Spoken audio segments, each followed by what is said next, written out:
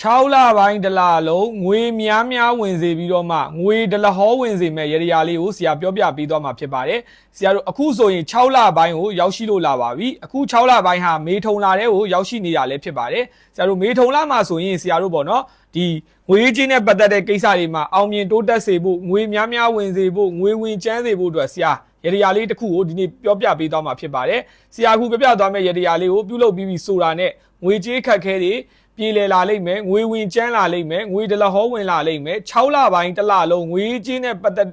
်ရင်အပူတောကတွေကင်းဝေးပြီးတော့မှငွေကိုရေလိုဝင်စေပြီးတော့မှငွေများဝင်စေပြီးတော့မှငွေဝင်ကျန်းစေမဲ့ရရလေးကိုဆရာပြောပြပေးသွားမှာဖြစ်ပါတယ်အခုပြောပြသွားမယ့်ရရလေးကအခုရောက်နေတဲ့6လပိုင်းမှာပြုလုပ်မယ်ဆိုရင်စီးပွားတက်စေတယ်အလုပ်ကိုင်းတွေအဆင်ပြေစေတယ်ကံတွေကောင်းစေတယ်ငွေတွေဝင်စေတယ်အတိုက်ခိုက်အနောက်ရှက်တွေကင်းစေတယ်ထီတွေချဲတွေပေါက်စေပါတယ်အဲဒါကြောင့်မလို့ဆရာကဒီနေ့ဒီရရလေးကိုဆရာပရိသတ်တွေကိုပြောပြပေးသွားမှာဖြစ်ပါတယ်เนาะဒီရရလေးကို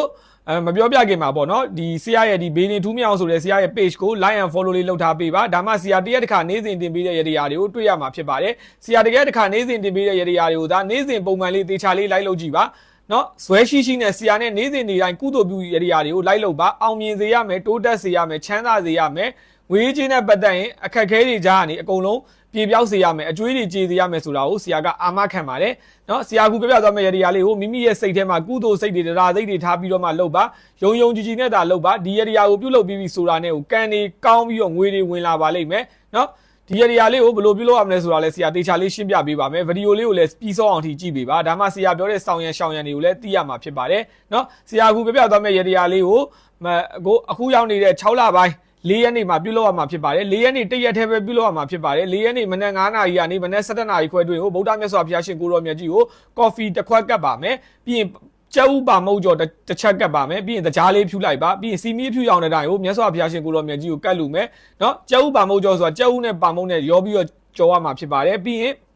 ဆရာတို့ဂုံတော်9ပါးကို10ခေါက်ရွတ်ပါမယ်ရွတ်ပြီးဆိုတာနဲ့ဆူတောင်းရမှာတော့ဗုဒ္ဓမြတ်စွာဘုရားရှင်ကိုရောမြတ်ကြီးကိုเนาะဆရာတို့4ရက်နေ့မှာ6လပိုင်းတစ်လလုံးငွေဝင်ကျန်းစေပြီးတော့မှငွေဒလဟောဝင်စေမဲ့ကော်ဖီတစ်ခွက်ကျဲဥပါမုတ်ကြော်တစ်ချက်စီမီဖြူရောင်တဲ့တိုင်ကိုကတ်လူပူဇော်ပါတယ်ကတ်လူရသောစေတနာတရားမေတ္တာအကျိုးများကြောင့်တပည့်တော်ဒီရတရားကိုပြုလုပ်တဲ့နေ့ကနေစပြီး6လပိုင်းတစ်လလုံးလက်ပွင့်ပါသည်လက်ရွှင်ပါသည်ငွေဒလဟောဝင်ပါသည်ငွေကြေးအပူတော့ကတွေငြိမ်းအေးပါသည်ဒီထက်မကလူနိုင်တန်းနိုင်ပြရသည်ဒီထက်မကသာသနာပြုနိုင်ပြရသည်ဆိုပြီးဆရာတို့ဆူတောင်းမယ်ဆူတောင်းပြီးဆိုတာနဲ့ဒီရတရားလေးပြုလုပ်လို့ပြီးပါပြီဒီရတရားပြုလုပ်မယ်ဆိုရင်ဒီဗီဒီယိုလေးကို share ထားပေးပါမိမိရဲ့တငယ်ချင်းတွေမိတ်ဆွေတွေဆွေမျိုးတွေမိသားစုတွေကိုလည်းဒီရတရားလေးကိုပြန်လည်မျှဝေပေးပါကုသိုလ်ပြုရတရားကိုပြန်လည်မျှဝေပေးတယ်ဆိုတာကုသိုလ်လည်းရစေတယ်ငွေလည်းဝင်စေတယ်ကိုယ့်ရဲ့လိုအင်ဆန္ဒတွေလည်းပြည့်ဝစေပါတယ်အဲဒါကြောင့်မလို့ဆရာတို့ဒီရတရားပြုလုပ်မယ်ဆိုရင်ဒီဗီဒီယိုလေးကို share ပြီးတော့မှဒီရတရားလေးကိုပြုလုပ်ဆောင်ရွက်ပေးဖို့ဆရာပြောချင်ပါတယ်ဆရာဒီနေ့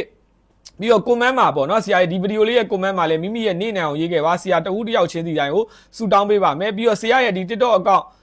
Facebook account ကိုလည်း like and follow လေးလုပ်ထားပေးပါလို့ပြောချင်ပါတယ်เนาะပြီးတော့ဆရာကဒီကုသိုလ်ပြုရတရားတွေကိုဘာလို့ဆရာပြိတ္တတွေကိုနေတိုင်းလုပ်ခိုင်းလဲဆိုရင်ဆရာတို့လူတစ်ယောက်ကချမ်းသာအောင်မြင်တိုးတက်ဖို့ဆိုရင်ကံဉဏ်ဝရိယလိုတယ်ပြီးတော့ကုသိုလ်ကောင်းမှုတွေလိုပါတယ်ကုသိုလ်ကောင်းမှုတွေပြည့်ဝနေမှာကိုယ်နှက်ကောင်းနှက်မြက်တွေကလည်းစောင့်ရှောက်မယ်မိတ်ကောင်းဆွေကောင်းတွေလည်းရရှိမယ်အကြံဉာဏ်အသစ်တွေလည်းပေါ်ပေါက်စေမှာဖြစ်ပါတယ်ဒီနေ့ဆရာအရေးကြီးပြောစရာလေးရှိပါတယ်အဲ့ဒါဘာလဲဆိုရင်ဒီ6လပိုင်းဟာဆရာရဲ့မွေးလဖြစ်ပါတယ်ဆရာရဲ့မွေးနေ့လည်းနီးနေပါပြီအဲ့တော့ဆရာပြိတ္တတွေ6လပိုင်းဆရာရဲ့မွေးလမှာနော်ငွေဝင်ကျန်းခြင်းနဲ့စီးပွားတက်ခြင်းနဲ့အလုပ်ကိုင်စင်ပြေခြင်းတဲ့သူတွေကိုဆရာကနော်အကောင်းဆုံးရတရားတစ်ခုကိုဆရာကိုယ်တိုင်တေချာစီမံပြုလုပ်ပေးနေပါတယ်အဲ့တော့ဆရာပြိတ္တလူဟောင်းတွေရောလူသစ်တွေရောဆရာစီမှာနော်6လပိုင်းအတွက်ငွေဝင်ကျန်းစေပြီးတော့မှကန်ထူးကန်ကောင်းစေတဲ့ရတရားကိုဆရာစီမှာလာပြီးတော့အပ်လို့ရပါပြီနော်ဆရာစီမှာဆရာမွေးလာမှာရတရာ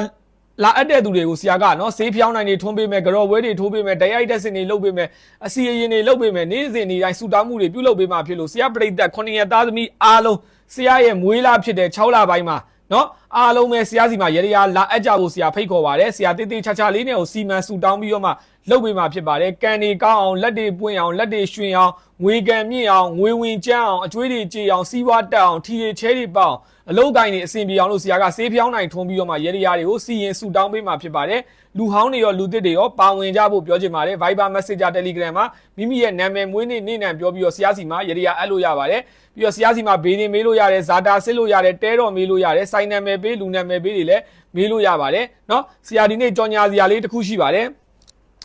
်အဲ့ဒါဘာလဲဆိုရင်ဒါလေးကတော့ဆရာထူးမြတ်အောင်ကိုယ်တိုင်ထုတ်တဲ့ရွှေလက်ကီးငွေလက်ကီးဆိုတဲ့အဆောင်ရည်မွေးလေးဖြစ်ပါတယ်เนาะဒီအဆောင်ရည်မွေးလေးကိုထိုင်းနိုင်ငံရဲ့နာမည်ကြီး ရေမွေးဆက်ယုံအနေဆရာထုတ်လုပ်ထားတာဖြစ်ပါတယ်ထိုင်းနိုင်ငံအတွင်းကို3ရက်အတွင်းအိမ်ရောက်ပို့ပေးပါတယ်မြန်မာပြည်ကိုလည်း3ရက်အတွင်းပို့ပေးပါတယ်ဒီရေမွေးလေးကယောက်ျားလေးရောမိန်းကလေးရောသုံးလို့ရပါတယ်နာမည်ကြီးရေမွေးဆက်ယုံကနေထုတ်လုပ်ထားတာဖြစ်တဲ့အတွက်အနံလေးကလည်းအရန်ကိုမှမွေးကြိုင်လန်းဆန်းနေတာဖြစ်ပါတယ်ဒီရေမွေးလေးကိုပီရရရတွေအစီရင်တွေဓာတ်ရိုက်တဲ့စင်တွေပြုလုပ်ပေးထားတဲ့ရေမွေးလေးဖြစ်ပါတယ်ဒီရေမွေးလေးကိုအခြေရေးအိမ်အောင်ရေးစီးပွားရေးလူမှုရေးပညာရေးကျန်းမာရေးစမ်းပွင့်လက်ပွင့်မျက်နှာပွင့်ဖို့ငွေဝင်ကျန်းဖို့ထီချဲပေါက်ဖို့အယောင်းဝယ်ကောင်းဖို့နော်ကန်နေကောင်းဖို့ငွေတွေဝင်ဖို့အတွက်သုံးလို့ရပါတယ်ဒီရေမွေးလေးရပြီးတော့ထိုင်းနိုင်ငံကနေပြီးတော့ဆရာ FDA လက်မှတ်ရရှိထားတာဖြစ်ပါတယ်ဒါ FDA ရရှိထားတဲ့နံပါတ်ကလေးပဲဖြစ်ပါတယ်နော်မြန်မာပြည်သားသူတွေကို3ရက်အတွင်းအိမ်ရောက်ပို့ပေးတာဖြစ်ပါတယ်ရုံကြီးကြီးနဲ့သာဝယ်သုံးမှာအရန်ကိုမှအစွမ်းထပ်ပြီးတော့မှထူးခြားတဲ့ရေမွေးလေးဖြစ်ပါတယ်နော်ပြီးတော့ဒီ4ရက်နေ့မှာဆရာတို့ရှောင်ရမှာတော့4ရက်နေ့မှာစိတ်သားမစားပါနဲ့စိတ်သားစားတာကိုရှောင်ပေးပါ4ရက်နေ့အတွက်အကျိုးပေးအယောင်လေးကတော့ပန်းရောင်ရဲ့ရွှေရောင်ရဲ့အဖြူရောင်ရဲ့ဖြစ်ပါတယ်ဒီရောင်ပါတဲ့အဝတ်စားတွေသုံးဆောင်တွေကိုဝတ်ပါနော်ပတ်စံအိတ်တွေကိုကင်ပါလို့ဆရာပြောချင်ပါတယ်ပြီးတော့အကျိုးပေးကဏ္ဍလေးကတော့13509ဖြစ်ပါတယ်အားလုံးပဲကျေးဇူးတင်ပါတယ်